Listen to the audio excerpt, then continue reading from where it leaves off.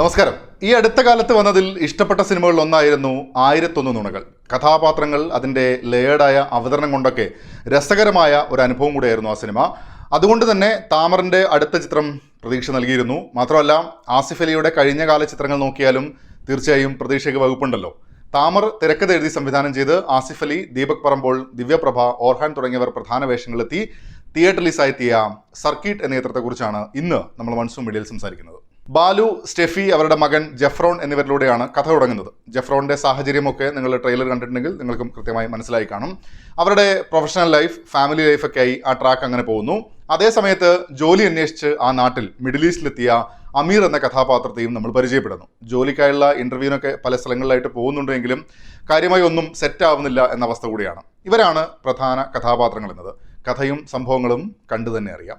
വൈകാരികമായി പ്രേക്ഷകനെ കൂടെ കൊണ്ടുപോകുന്ന ഒരു കഥയാണ് ചിത്രം പറയുന്നത്. റിയലിസ്റ്റിക്കായ സ്പേസിൽ കഥാപാത്രങ്ങളെയും അവരുടെ സാഹചര്യങ്ങളെയും അവതരിപ്പിക്കുമ്പോൾ പ്രേക്ഷകനെ സംബന്ധിച്ച് അത് മനസ്സ് നിറയ്ക്കുന്ന ഒരു കാഴ്ചയായി കൂടെ മാറുന്നുണ്ട്. അമീറായെത്തുന്നത് ആസിഫ് അലിയാണ്. ഒരു സംശയവുമില്ല, സിനിമയെ നല്ല രീതിയിൽ ലിഫ്റ്റ് ചെയ്തെടുക്കുന്നത് ആസിഫ് അലിയുടെ പ്രകടനം തന്നെയാണ്. നേരത്തെ സൂചിപ്പിച്ചല്ലോ, ഈ നാട്ടിൽ ജോലി അന്വേഷിച്ചു വന്ന് ഒന്നും സെറ്റാവാതെ മുന്നോട്ട് പോകുന്ന ഒരാളാണെന്നുള്ളത്. അയാളുടെ ഒരു അവസ്ഥയെ കൃത്യമായി രജിസ്റ്റർ ചെയ്യാൻ പ്രകടനം കൊണ്ട് ആസിഫിന് തുടക്കത്തിൽ തന്നെ സാധിക്കുന്നുമുണ്ട്. അതുകൊണ്ട് തന്നെ അടുത്ത ഘട്ടം മുതൽ അമീറിൻ്റെ സാഹചര്യങ്ങളെ, അവസ്ഥകളെ, അതിനൊപ്പമുള്ളൊരു യാത്ര പ്രേക്ഷകനും സാധ്യമാവുന്നുണ്ട്. ഗംഭീരമായ കുറച്ച് സീനുകൾ തന്നെ ആസിഫ് അലി സിനിമയിൽ സമ്മാനിക്കുന്നുണ്ട്. രണ്ടാം പകുതിയിലെ കഥാസന്ദർഭങ്ങൾ ഇടയ്ക്ക് സിനിമയുടെ ഗ്രാഫ് താഴ്ത്തുന്ന സമയത്തും ആസിഫ് അലിക്ക് കുറേയൊക്കെ ലിഫ്റ്റ് ചെയ്തെടുക്കാൻ പറ്റുന്നതും എടുത്തു പറയേണ്ടുന്ന ഒരു പോസിറ്റീവ് തന്നെയാണ്. ദേഷ്യവും സങ്കടവും നിറഞ്ഞു നിൽക്കുന്ന അവസ്ഥയിൽ നിന്നും മനസ്സിനെ കൺട്രോൾ ചെയ്തുള്ള നടത്തവും പിന്നീട് വരുന്ന സന്തോഷവുമൊക്കെ അനായാസേന ആസിഫ് സ്ക്രീനിൽ കൊണ്ടുവന്നിട്ടുമുണ്ട്. ശരിക്കും ടച്ച് ചെയ്യുന്ന ഒരു പ്രകടനം.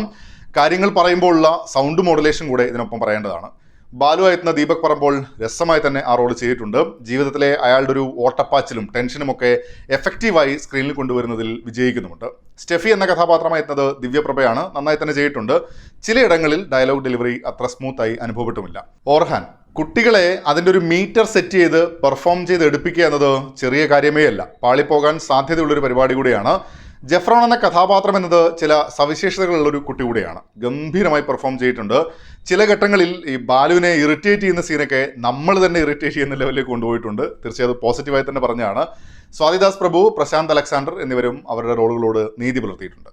നേരത്തെ സൂചിപ്പിച്ചല്ലോ, മിഡിൽ ഈസ്റ്റിലാണ് കഥ നടക്കുന്നത്. വിഷ്വൽസ് വരുന്ന സമയത്തും സ്ഥിരം ഈ ഒരു പശ്ചാത്തലത്തിൽ കണ്ടു ശീലിച്ച കാഴ്ചകളിൽ നിന്നും ഒരു മാറ്റമുണ്ട്. അതേസമയം ആ നാടിൻ്റെ സംസ്കാരത്തെ, ജീവിത സാഹചര്യങ്ങളെ കൂടെ ചേർത്ത് വയ്ക്കാനും സാധിക്കുന്നുണ്ട്. ഗോവിന്ദ് വസന്തയുടെ പശ്ചാത്തല സംഗീതം കൂടെ ഇതിനൊപ്പം മെൻഷൻ ചെയ്യേണ്ടതാണ്. ഈ കഥാപാത്രങ്ങളിലൂടെ ഒരു മൂഡ് സെറ്റ് ചെയ്ത് പോകുന്നതിൽ അത് വിജയിക്കുന്നുണ്ട്. അവർ ഒഴുക്ക് രസമായി തന്നെ സെറ്റ് ചെയ്തിട്ടുണ്ട്. പാട്ടുകളും കഥയ്ക്കൊപ്പം തന്നെ ഒഴുക്കോടെ പോകുന്നു.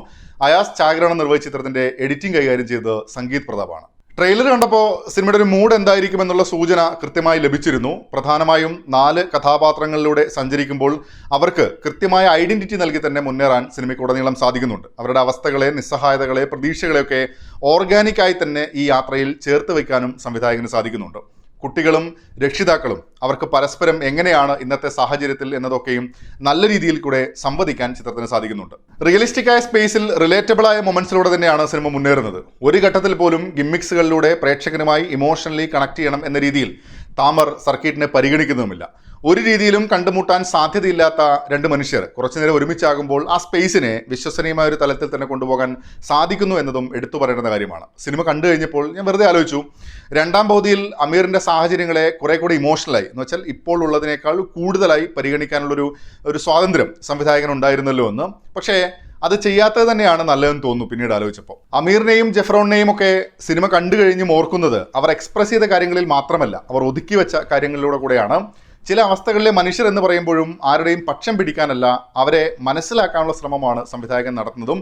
അതുതന്നെയാണ് സിനിമയുടെ ഒരു രസം എന്ന് പറയാവുന്നതും. ഓവറോൾ മനസ്സിലേക്ക് ചേക്കേറുന്ന ഒരു കഥയാണ് സർക്കിട്ട്. നമുക്ക് പരിചയമുള്ള കുറച്ച് കഥാപാത്രങ്ങൾ, അവരുടെ ജീവിതം എന്നത് നമുക്ക് മുന്നിൽ വരുമ്പോൾ റിയാലിറ്റിയുടെ സ്പേസിൽ തന്നെ അവതരിപ്പിക്കുന്നു. അതിനൊപ്പം സിനിമയെ മൊത്തത്തിൽ ലിഫ്റ്റ് ചെയ്തെടുക്കുന്ന ആസിഫ് അലിയുടെ ഗംഭീര പ്രകടനവും സന്തോഷം കൊണ്ട് കണ്ണു നിറയുന്ന അവസ്ഥ കൂടെ സമ്മാനിച്ചൊരു സിനിമ.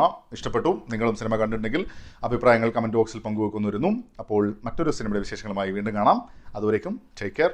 Bye bye.